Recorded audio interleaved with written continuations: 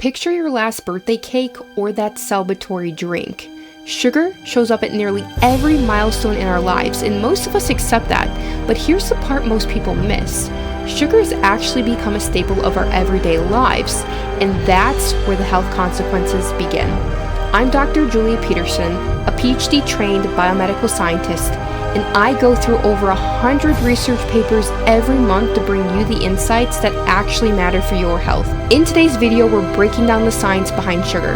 We'll touch on what the average person consumes, why they should reduce it, and how.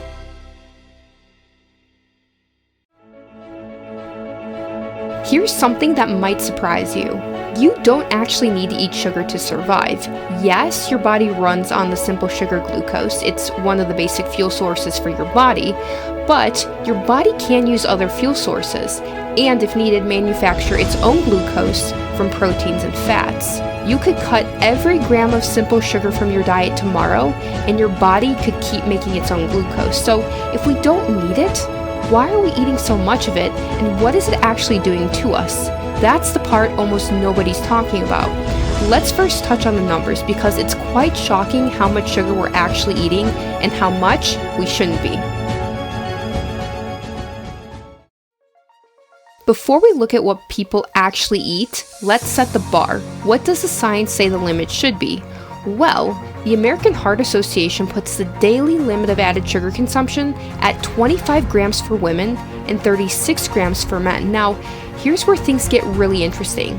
How close does the average person actually come to reaching that limit? Well, the average American eats around 61 grams of added sugar a day. That's more than double the recommended limit for women. And this is not just the case in the United States. In the Netherlands, it's been reported that the average person consumes around 64 grams of added sugar a day, so similar to the US average. Let's now move to another continent.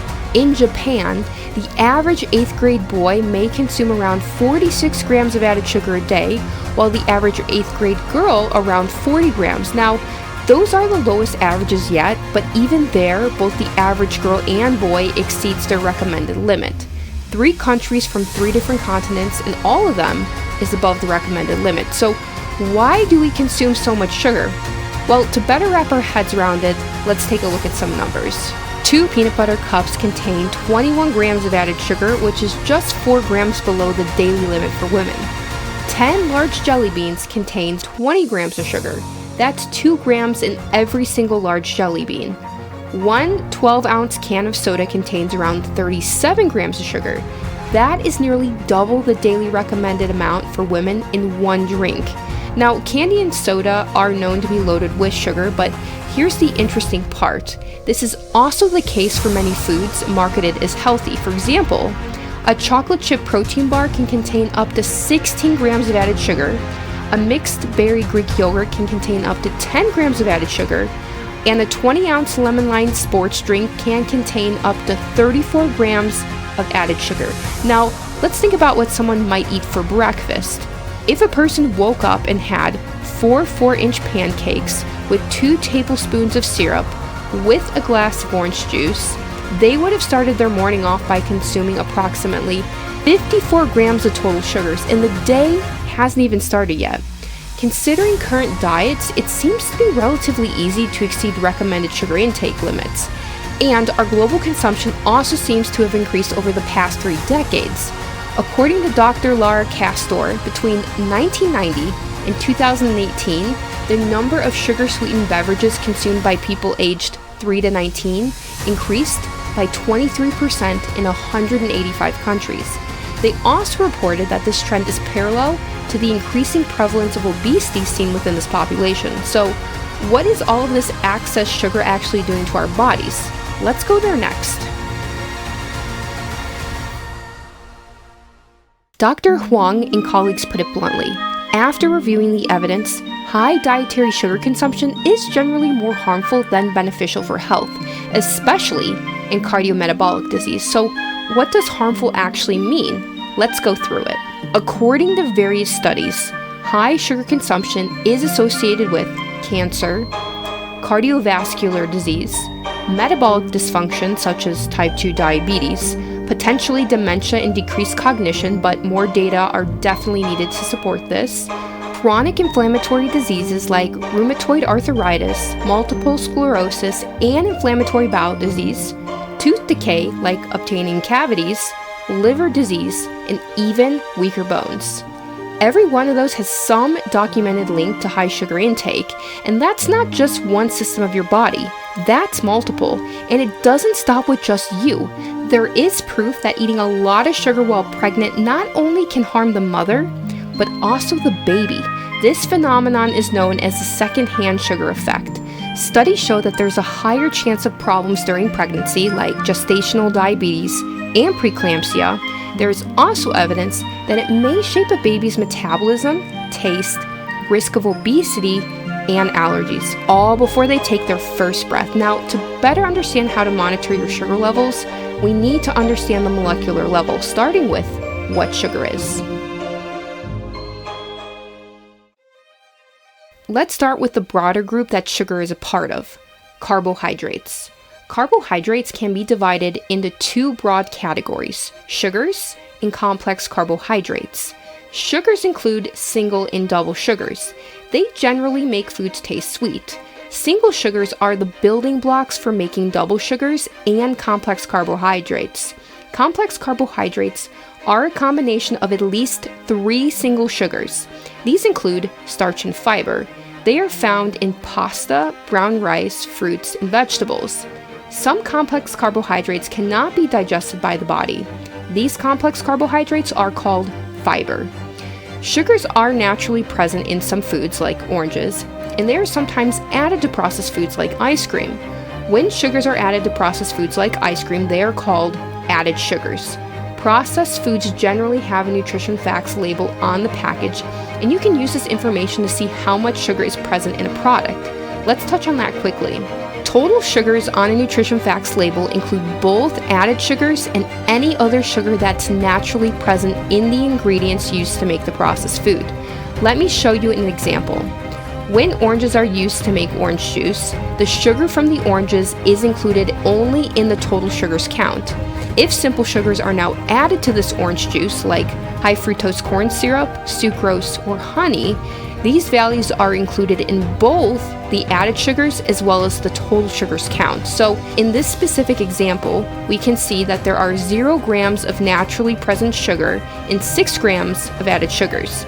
It is important to keep both added sugars and total sugars in mind. Many people assume that only simple sugars are the cause of high blood sugar levels, but this isn't always true. Some complex carbohydrates can increase blood sugar levels just as much as simple sugars. To understand how foods affect blood sugar levels, we need to talk about the glycemic index. Let's dive into that next. The glycemic index puts foods into 3 groups: low, medium, or high.